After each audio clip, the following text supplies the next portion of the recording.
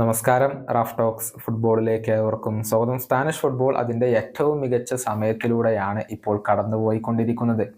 ഈ വർഷം ഒരുപാട് നേട്ടങ്ങൾ സ്വന്തമാക്കാൻ സ്പെയിനിന് കഴിഞ്ഞിട്ടുണ്ട്. ഇത്തവണത്തെ യൂറോ കപ്പ് ജേതാക്കൾ അത് സ്പെയിനാണ്. അതിനു പുറമെയാണ് ഇപ്പോൾ ഒളിമ്പിക് ഗോൾഡ് മെഡൽ കൂടി അവർ സ്വന്തമാക്കിയിട്ടുള്ളത്. മാത്രമല്ല, ഈ വർഷം നടന്ന അണ്ടർ-19 യൂറോ കിരീടം നേടിയതും സ്പെയിൻ തന്നെയാണ്. ഈ വർഷത്തെ അണ്ടർ-19 വിമൻസ് യൂറോ കിരീടം സ്വന്തമാക്കിയതും സ്പെയിൻ തന്നെയാണ്.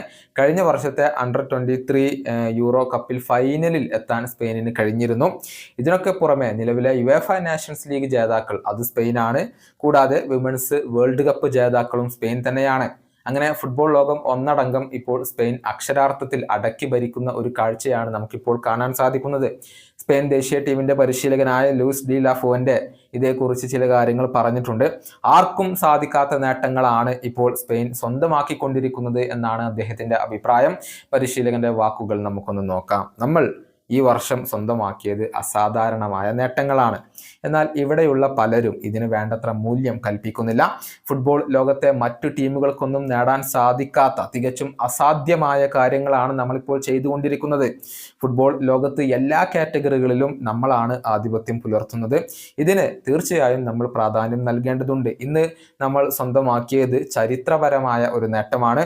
സ്പെയിനിന്റെ കായിക ചരിത്രത്തിലെ തന്നെ സുവർണ നാളുകളിലൂടെയാണ് നമ്മളിപ്പോൾ കടന്നുപോയിക്കൊണ്ടിരിക്കുന്നത്. ഇതാണ് സ്പെയിൻ ദേശീയ ടീമിന്റെ പരിശീലകൻ ഇപ്പോൾ പറഞ്ഞിട്ടുള്ളത്. കഴിഞ്ഞ തവണത്തെ ഒളിമ്പിക് ഫൈനൽ മത്സരത്തിൽ ബ്രസീലിനോട് പരാജയപ്പെട്ടുകൊണ്ടായിരുന്നു സ്പെയിനിന് ഗോൾഡ് മെഡൽ നഷ്ടമായത്.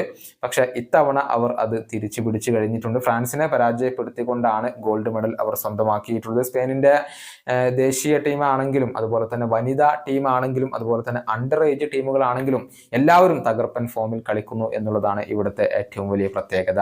ഈ വീഡിയോയുടെ അവസാനിപ്പിക്കുന്നു. കൊണ്ടും കാണാം.